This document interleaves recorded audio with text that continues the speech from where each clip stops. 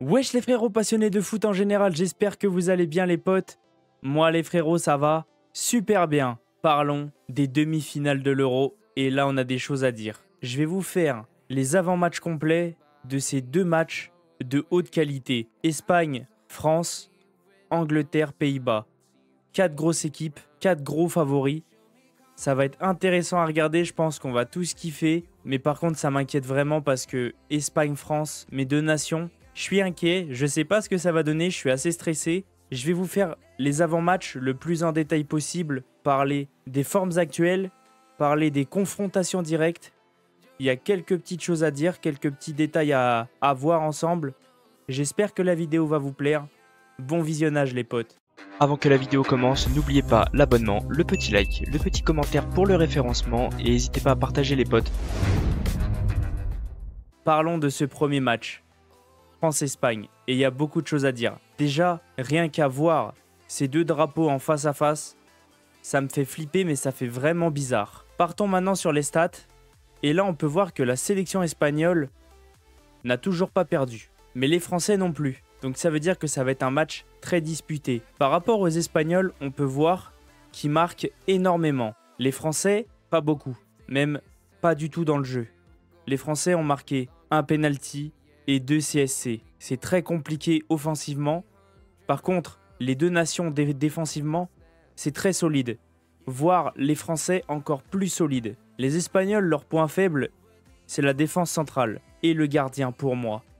Les Français, je dirais plutôt que leur point fort, c'est la défense centrale et le gardien qui sont extrêmement rassurants. Par contre, je dirais que ça me surprend un peu. Oui, ces deux nations jouent un football différent, je suis d'accord. L'Espagne aime beaucoup garder le ballon. La France aime plutôt partir sur un jeu direct. Mais je pense que ça va être quand même assez disputé au milieu. Les Français ont quand même des choses, des joueurs pour pouvoir contrer l'Espagne.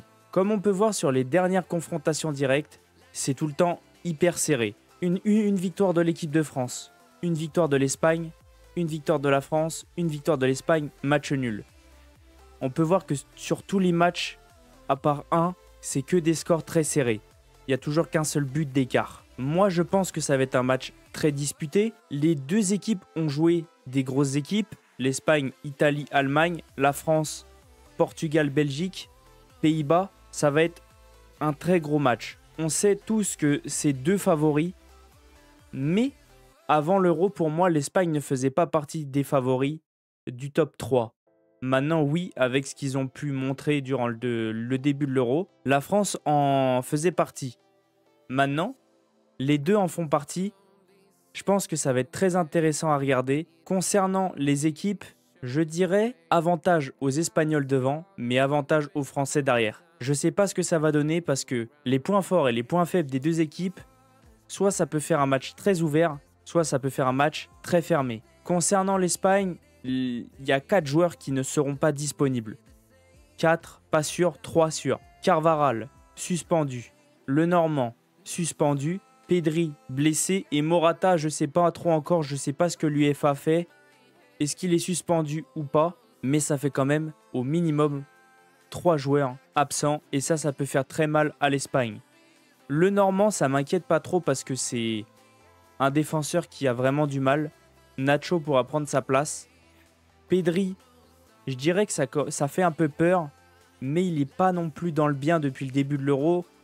Son remplaçant Olmo a pris clairement comme il fallait sa place. Il est buteur et passeur contre l'Allemagne. Mais par contre, ce qui m'inquiète beaucoup, c'est Carvajal. Son expérience, son intelligence, ça va manquer énormément à l'Espagne.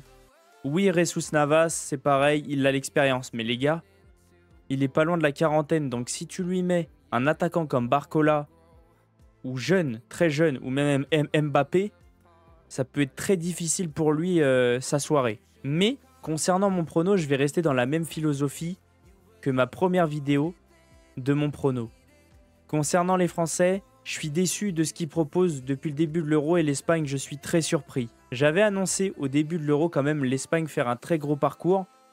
éliminer l'Allemagne et j'avais annoncé que les Français allaient éliminer le Portugal. Chose faite. Je reste dans la même philosophie et pour moi, l'Espagne va se qualifier en finale de cet Euro. Oui, ça peut faire débat, oui, il y en a qui vont pas être d'accord avec moi, mais je suis tout à fait d'accord. Il y en a qui pensent que la France est ultra favorite, il y en a qui pensent que l'Espagne est ultra favorite. De mon côté, je vois l'Espagne se qualifier, mais sur un match ultra serré. Parlons maintenant de cette deuxième demi-finale qui est aussi de très haute qualité. Je pense que ça fait kiffer des gens, mais que ça fait flipper d'autres, dont les supporters hollandais et les supporters anglais, parce que moi j'ai une idée de qui va se qualifier, mais en réfléchissant, personne ne sait. C'est comme France-Espagne, c'est deux très grosses équipes et deux très gros favoris. Comme on peut voir dans les chiffres actuels, les deux nations ont quand même été un peu décevantes. On voit que les Pays-Bas ont eu du mal contre l'équipe de France et ont perdu contre l'Autriche. Ils ont réussi à se réveiller ensuite en battant la Roumanie assez facilement et en se réveillant sur la fin du match contre la Turquie, parce que à la base, c'était la Turquie qui était qualifiée. Jusqu'à la 70e minute, je me suis dit « Ouh là là ». Concernant les Anglais, ils n'ont pas prouvé grand-chose non plus. C'est assez décevant, c'est assez compliqué de battre la Suisse. Ça peut clairement leur faire du bien parce que c'était une très belle équipe, une équipe qui s'est clairement révélée durant cet Euro, dont moi je pensais pas. Par contre, ils ont vraiment eu du mal contre la Slovaquie et la Slovénie, même le Danemark. C'est une équipe qui marque pas beaucoup et qui repose beaucoup sur ses individualités. Les Pays-Bas, je dirais que c'est plus une équipe qui essaye de poser le jeu, mais qui fait une possession stérile. C'est ennuyant à regarder, ils ont eu du mal contre la Turquie. Heureusement qu'ils ont réussi à marquer parce qu'ensuite ça a réussi un petit peu à ouvrir le match. Moi, je vois quand même deux équipes qui se ressemblent au niveau de ce qu'ils proposent depuis le début de l'Euro. Deux équipes assez décevantes, mais deux équipes qui peuvent clairement surprendre. Au niveau des confrontations directes, on peut voir qu'à chaque fois, il y a énormément de buts.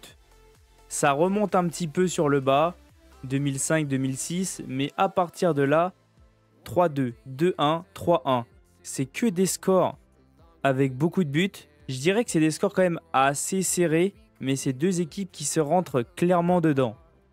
Je sais pas ce que ça va donner, je pense qu'on va pas tous être d'accord concernant le résultat final de cet Euro, mais moi, comme je vous ai dit depuis le début. Par contre, là, ça va un petit peu changer, mais ça changera pas de ce que je pense.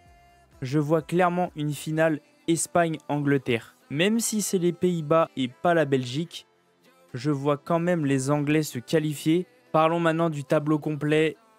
On va discuter un petit peu de tous les matchs qui se sont passés. Est-ce que je suis satisfait de l'Euro qui a été proposé? Est-ce que ce sont les résultats un petit peu que je pensais? Il y a beaucoup de choses à dire, mais ça reste intéressant. Concernant Espagne-Géorgie, pour moi, ça reste tout à fait normal et tout à fait crédible.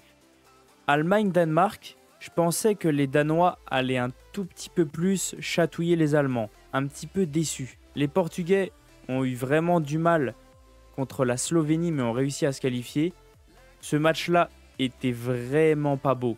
France-Belgique, je suis désolé, c'était pas beau à voir. Les Pays-Bas ont clairement réussi à s'imposer facilement contre la Roumanie. Je pensais pas au début. Une petite révélation durant cet Euro, la Turquie, qui a proposé de très belles choses contre l'Autriche, qui aurait pu clairement se qualifier contre les Pays-Bas, qui ont un petit peu craqué sur la fin. Ça, on voit que c'est la jeunesse, etc.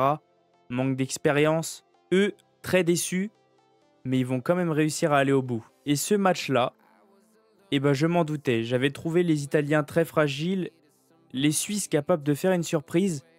Chose faite parce que pour moi, ils ont failli le faire aussi contre les Anglais, comme la Turquie et les Pays-Bas. France-Portugal, un match ultra serré. Et je l'ai regardé très attentivement. Les Portugais essayaient vraiment de jouer au ballon, les Français plus sur un jeu direct. Ça s'est joué au penalty. Pour moi, les penalties, c'est pas du football. J'aime pas trop ça. Et ce match-là, je l'ai vécu, je suis passé par toutes les émotions. Je sais pas vous, on a ouvert le score. Déjà, je m'y attendais absolument pas. Les Allemands sont revenus à la toute fin. Mais la pire chose pour moi qui soit arrivée, c'est que le coach, après avoir mené 1-0, il a sorti les deux fusées devant. Et alors là, je me suis dit, si on en prend un, ça sent pas bon. Chose faite, on l'a pris à la fin. Et alors là, quand on est parti en prolongation, je me suis dit, c'est bon, ça sent la fin. Maintenant, concernant les demi, je vous ai résumé un peu ce que je pensais. Pour moi, l'Espagne va se qualifier. Ça se trouve, ça va pas du tout se passer comme ça. Et la France va littéralement écraser l'Espagne. Je sais pas. Mais moi, je vois l'Espagne aller au bout de cet Euro. Pas la gagner, mais au moins aller en finale et faire un très beau parcours. Et concernant le deuxième match, je vois clairement les Anglais se qualifier avec leurs individualités. Même si collectivement, ça va pas.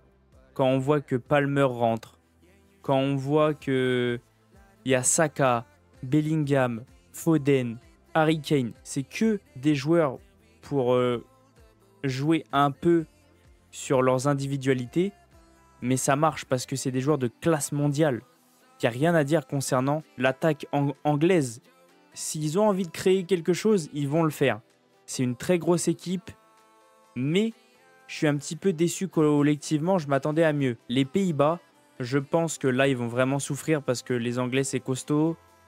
La seule équipe où ils ont joué vraiment une grosse équipe, c'était l'équipe de France et ils ont vraiment souffert. J'attends de voir ce que ça va donner, mais pour moi, je vois vraiment les Anglais passer pour une finale Espagne-Angleterre. Bon les frérots, j'espère que cette vidéo vous aura plu. J'aurais essayé d'être le plus objectif possible.